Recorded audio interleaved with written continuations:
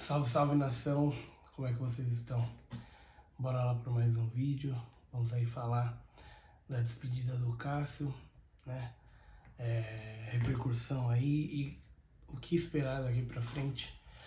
Se teremos novos ídolos ou se é possível ter novos ídolos no futebol brasileiro do jeito que está hoje, 12 anos depois da estreia do Cássio.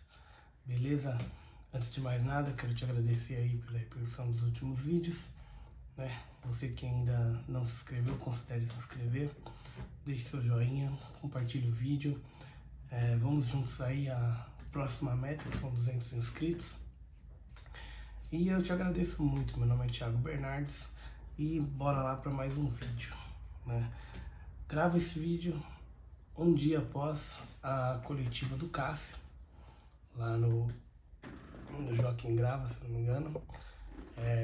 Foi uma coletiva bem grande, bem extensa, 1h30 mais ou menos, quase 1h e 40 minutos, onde a gente ouviu a versão do Cássio sobre o porquê dele parar agora, dele escolher parar, né, encerrar sua carreira no Corinthians, da forma como encerrou, como está encerrando, enfim. A gente também pôde ouvir como foi esses últimos momentos dele, em termos de decisão, indecisão, até mesmo psicologicamente, né? Ele levantou uma bola durante uma entrevista pós-jogo, né? Onde ele falou da sua questão psicológica, estava sendo acompanhado e tal. Enfim, é sobre isso o tema, então vamos para cima, né? Antes de mais nada, né, para falar do Cássio, vamos aos números. O que o Cássio representa para o time do Corinthians em termos objetivos, né, como ídolo, para aqueles que ainda acham que é possível ter um ídolo ou não. Vamos aos números. O Cássio é contratado no fim de 2011. Só foi apresentado lá por fevereiro. Ele veio do PSV, da Holanda, e só estreou em fevereiro de 2012. Né? Junto com ele, para você entender o contexto de quem estava naquele time, né? Tinha o zagueiro Felipe. Foi um time que estava ali, se eu não me engano, jogando Copa Libertadores. Tava naquele ano para jogar Libertadores e Copa do Brasil, se eu não me engano, porque eu não vou lembrar, né? Tantas coisas. Enfim, o Cássio, ele tem pelo Corinthians 712 jogos. Desses 712 jogos, são 316 vitórias, 217 empates e 179 derrotas. O aproveitamento dele é 54%, 54,5%. Isso é muito, isso representa muito. Você mais vencer do que perder, você mais empatado que perder, isso é muito importante. E lembrando que a gente está falando de um goleiro que era decisivo, ele não era um goleiro de jogos pequenos, ele não era um goleiro de meio de tabela, né? Era um goleiro que decidia jogos importantes. Então você vai ver na hora que eu começar a falar dos títulos, né? Onde o cara realmente se destacava. Eu não vou começar pelos mais importantes, vou começar pelos que só são relevantes quando a gente precisa ganhar. Paulistão em 2013, 2017, 2018 e 2019. Né? Todos esses aqui são torneios que começam com pontos corridos e vão para o mata-mata. Em todos esses aqui o Cássio pegou pênalti. Recopa Sul-Americana 2013. Então Paulista foram 4. Recopa 1. Brasileirão 2015 e 2017. Vapo. 2 campeonatos difíceis, principalmente o de 2017. Eu achei até mais difícil do que o de 2015. Mundial em 2012, chupa Palmeiras. E Libertadores 2012. Chupa todos, né? Porque esse é o mais importante de todos. Então foram 9 títulos em 12 anos. Eu não preciso elencar aqui qual que é o mais importante para a história do Corinthians, todos nós sabemos que é a Libertadores. O Mundial é só cereja no bolo, mas o importante mesmo era a Libertadores. A gente já vinha de alguns tropeços, e se não fosse o Amarília, 2013 também teria sido nossa. Então fica aí essa mácula na história do futebol, essa safadeza que o Amarília fez conosco em 2013. Enfim, vamos lá, vamos falar da média do Cássio dentro desses 12 anos, tá? 2012, 43 jogos, 34 gols sofridos, 0,79. 2013, 49 jogos, 31 gols sofridos. 2014, 52 jogos, 43 gols sofridos. 2015, 63 jogos, 51 gols sofridos. 2016, 45 jogos, 42 gols sofridos. Bem difícil esse ano. 2017, 67 jogos, 45 gols sofridos. 2018, 63 jogos, 50 gols sofridos. 2019, 68 jogos, 58 gols sofridos. 2020, 45 jogos, 59 gols sofridos. Isso aqui é média bem alta, né? Representa muito o que são os últimos 5 anos, né, de Corinthians ali, para você entender o porquê do desgaste do Cássio, né? Esse aqui foi o pior ano, né? Digo, do Cássio, 2020. 2021, 69 jogos, 53 gols sofridos. 2022, 64 jogos, 51 gols sofridos.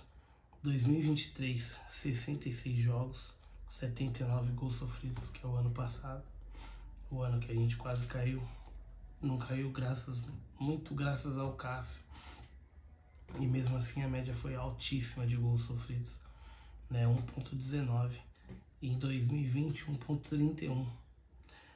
E 2024, atual, 18 jogos, 18 gols. Média de 1 gol por jogo. Sim. Esse é o retrato do final do Cássio dentro do Corinthians. Times que o Cássio mais venceu, e isso é muito importante para nós, né? São 19 vitórias contra o Tricas, 15 vitórias contra as Sereias, 14 vitórias contra os Porcos, 12 contra o Curitiba e 12 contra o Ponte Preta. Mas a gente também perdeu muito, 16 contra o Santos, então o Santos tem uma vitória na nossa frente, né? Durante a era Cássio. Flamengo foram 15 derrotas, o Tricas 15, mas ainda estamos na frente. Os Porcos foram 13, ainda estamos na frente, por um jogo é claro, mas ainda estamos na frente. E pro Atlético foram 12 derrotas também. Estádio onde o Cássio mais atuou. Então, eu estou elencando algumas coisas que são importantes para você entender o tamanho do Cássio, né? Neoquímica Arena, 289 jogos, o nosso estádio. Pacaembu, 59 jogos, que era o nosso estádio, né? O mais adorado, o mais querido. Morumbi, nossa casa, 26 jogos. Maracanã, 22 jogos. Vila Belmiro, salãozinho de festa para criança lá, 18 jogos. Você consegue ver o quão representativa é a participação do Cássio no futebol brasileiro, claro. Mas quando você vê que um cara no estádio tem 289 jogos, que é o nosso estádio, numa época onde a gente vai ter cada vez menos jogadores completando 100, 200, 300 jogos por seja lá qualquer time, né? Você vai entender que vai ser difícil bater esses números daqui pra frente, né? Onde o Cássio mais venceu? Claro que em casa, 166 vitórias, no Pacaembu 30, na Arena Condá 7 jogos, Morumbis 6 vitórias, Vila Belmiro 5 vitórias. Onde a gente mais perdeu? Em casa também, com 42 jogos, né? Proporção. Maracanã, 12 derrotas. Isso representa muito quantas vezes a gente perdeu lá pro Flamengo mesmo. Morumbi, 11 derrotas. Pacaembu, 11 derrotas. E Vila Belmiro, 9. Times que mais marcaram gols no Cássio: Tricas, 55 gols. Palmeiras, 48, Santos 42, Flamengo 40. Olha como o Flamengo é um algoz do Cássio, né? E o Fluminense, 32 gols. Bom, esses aqui são os números que eu acho mais relevante para a gente abordar essa saída do Cássio. Apenas retratando ele com números. Agora vamos falar do Cássio. Bom, a minha relação junto ao Cássio é de gratidão eterna. É um goleiro que sempre representou muito bem. Não é um goleiro muito falante, muito ativo. Não era um goleiro que tomava frente das situações, muito mais pelo jeito dele, pela forma dele. Ele tentava responder mais dentro de campo do que fora, enfim. Isso é o pessoal, a gente não tem como definir como a gente quer que as pessoas sejam, porque isso não acontece de forma reversa, né? A gente não atinge as expectativas de todos. Então é natural que seja assim. Obrigado de verdade por muitos momentos bons que você nos deu. Eu sei que não tem sido fácil esses últimos anos, e muito não por culpa sua, né? Mas a gente vem de sucessivas decisões erradas, né? Diretoria tomando decisões erradas, os jogadores não tomando as rédeas das próprias carreiras, não se entregando tanto como deveriam em alguns momentos. Muita tentativa ali durante esse período de derrubar até treinadores que não lhes agradavam. Então a gente sabe que muitos gols que a gente tomou em 2023, 2022, 2021 foram momentos que o time não queria mais ser treinado daquela forma por aquelas pessoas. E no final do dia a gente sabe que alguns números eles são manchados por conta disso. No Brasil a gente tem uma cultura muito mais imediatista, a gente tem uma cultura de resultado por resultado. Técnicos caem com 2, 3, 7 rodadas. A gente não consegue manter o mesmo time por 2, 3 temporadas, com exceção a jogadores que são refúgio da Europa, jogadores final de carreira. Fora isso, a gente não consegue manter um time por muito tempo. Então é natural que a gente seja muito suscetível a esse tipo de percalços, né? De certa forma, o Cássio, durante todas essas instabilidades, o Cássio passou por times que ficaram juntos durante 2 anos, né? Durante 3 anos, não um time completo, claro, mas a base, né? Hoje a gente está vendo os últimos jogadores da era 2012 se encerrar, de fato, a sua história no Corinthians, né? A gente ainda tem o Paulinho no time. Para não ser tão injusto, eu vou acrescentar também o Fagner nessa questão. O Fagner não é de 2012, mas o Fagner é sim um ídolo do Corinthians, hoje com a sua imagem um pouco mais arranhada por conta de outras coisas, por conta de momentos que se escondeu, enfim. Isso aí é de torcedor para torcedor, mas de modo geral, a gente tem que entender que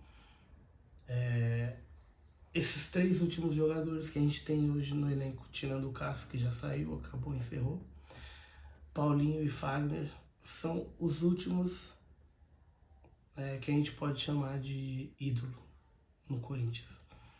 E isso é muito importante para que você torcedor que tem menos de 30 anos, menos de 20 anos, menos de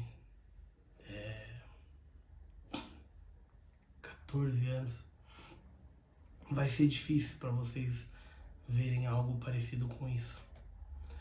Para vocês entenderem a dimensão do que é o Cássio, do que é o Paulinho, do que é o Fagner, o próprio Fagner. Hoje o Fagner acho que já tem mais de 200 jogos pelo Corinthians.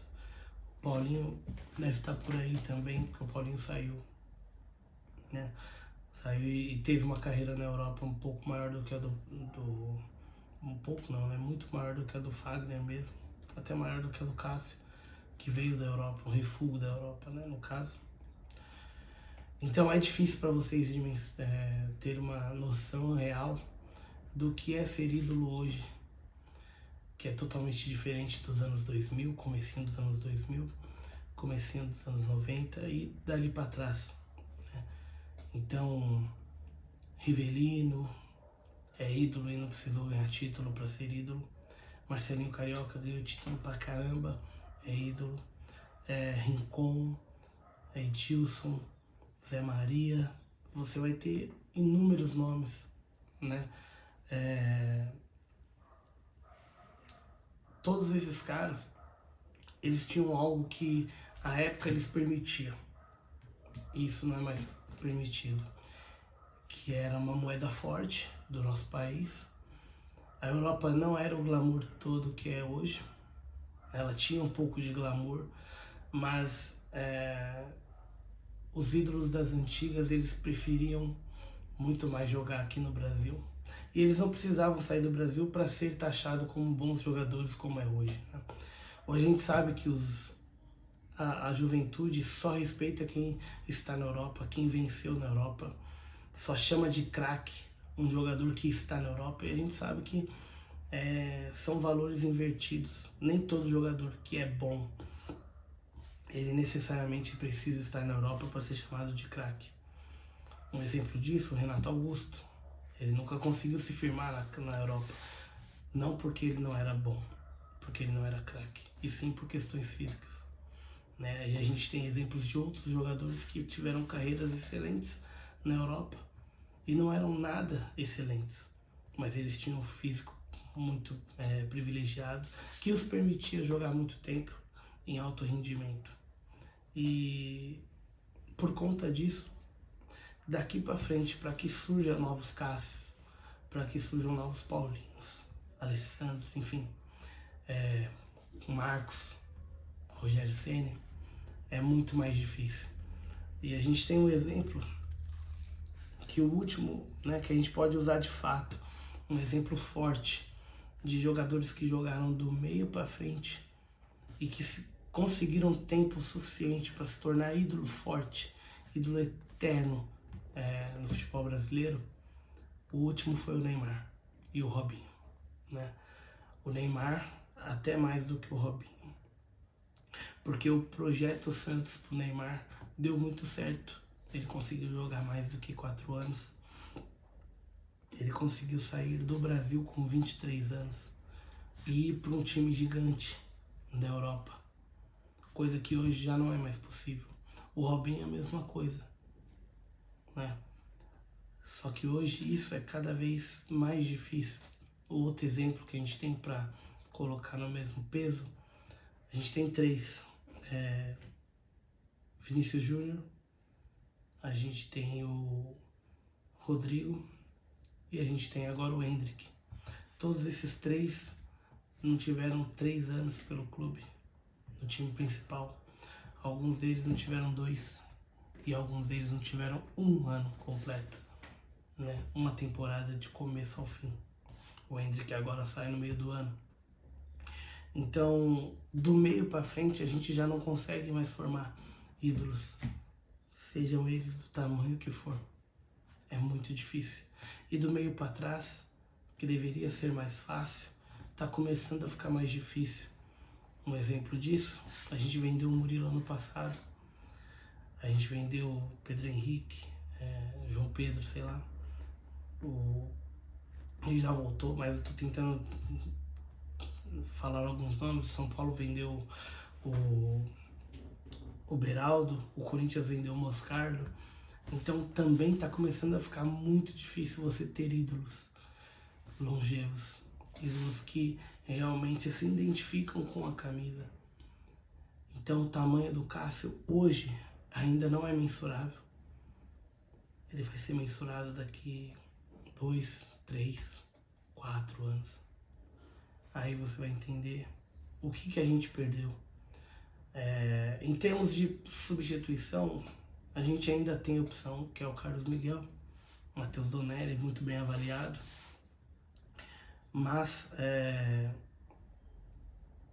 em termos de tamanho, a gente ainda não tem essa noção, né? São Paulo demorou muito para achar um goleiro, depois que o Rogério Ceni saiu. Palmeiras da mesma forma.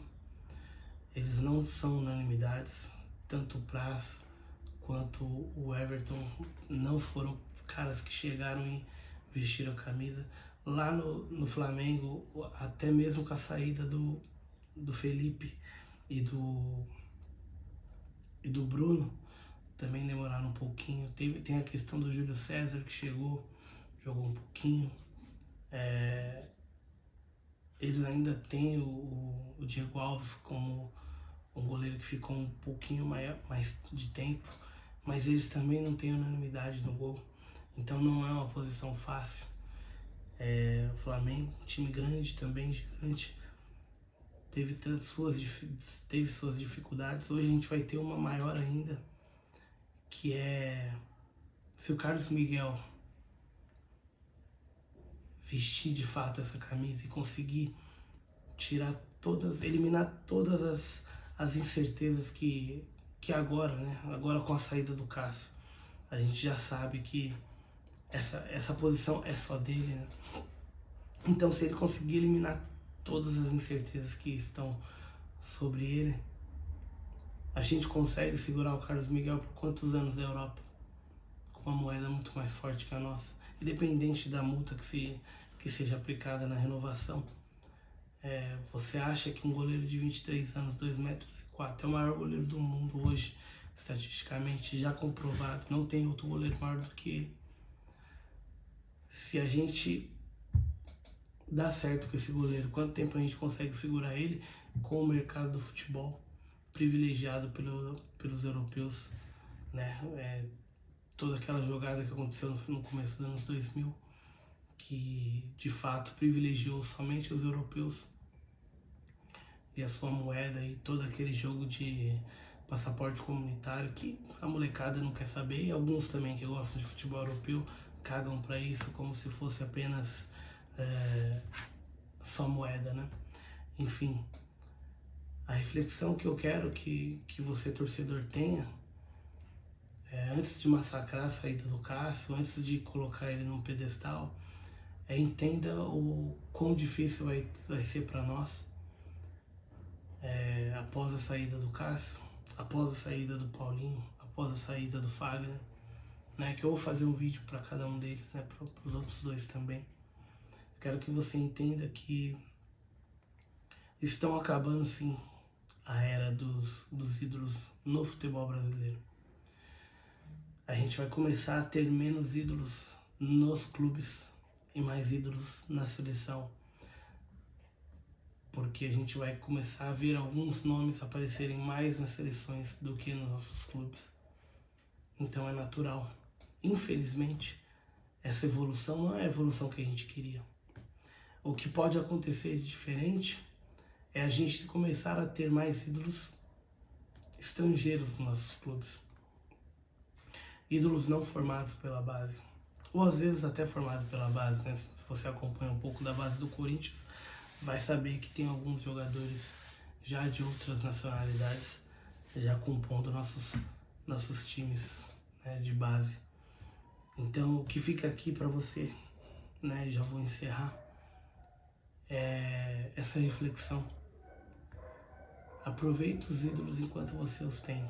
Não quer dizer que você não precisa criticá-los, longe disso, mas saiba como criticar, saiba entender os momentos. O Fagner, ele já teve os seus melhores momentos do Corinthians, o Paulinho também. Hoje eles estão pro final. E alguns deles, pro final de suas carreiras, eles não vão conseguir desempenhar o que a gente espera. Só que a gente também ainda deu um azar de estar no momento de reconstrução. O Corinthians, sim, está no momento de reconstrução.